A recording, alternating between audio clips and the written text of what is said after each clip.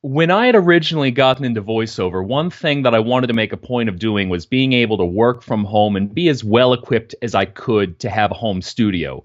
Dividends that have paid off over the years since I've had recording equipment, and even from my home studio, I can handle ADR with my setup were the opportunity to ever come up, and remote directing, things like that. So the move was originally I'd moved to Austin, which while Rooster Teeth does a lot of their production there, it's a bit of a quieter hub. There are video games that do get produced. A lot of them still work with California talent because oftentimes the game companies' motherships will be in California.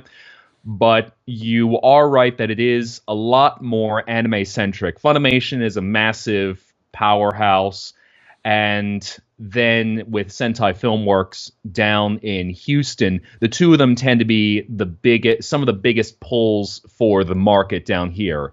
And video games are next in line. There's some large titles that do get produced here. So Okatron 5000, Chris Sabat's studio, kind of a sister studio to Funimation of sorts.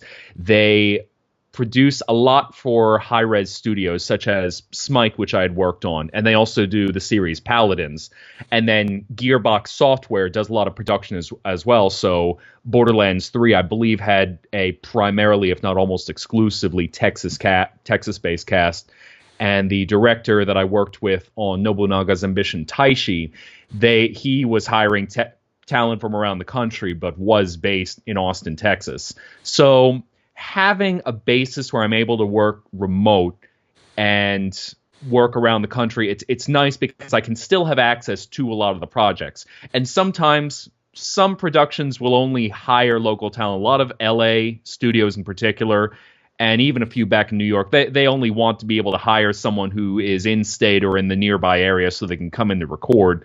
But I know with things changing with the current health pandemic, there has been a push for more remote talent and trying to reach out so that some production can continue.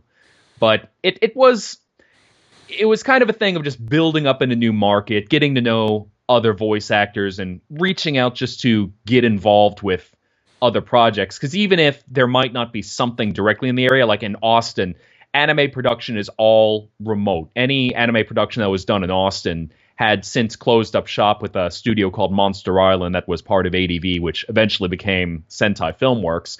But there is always other work to be able to that one can obtain wherever they happen to be in voiceover.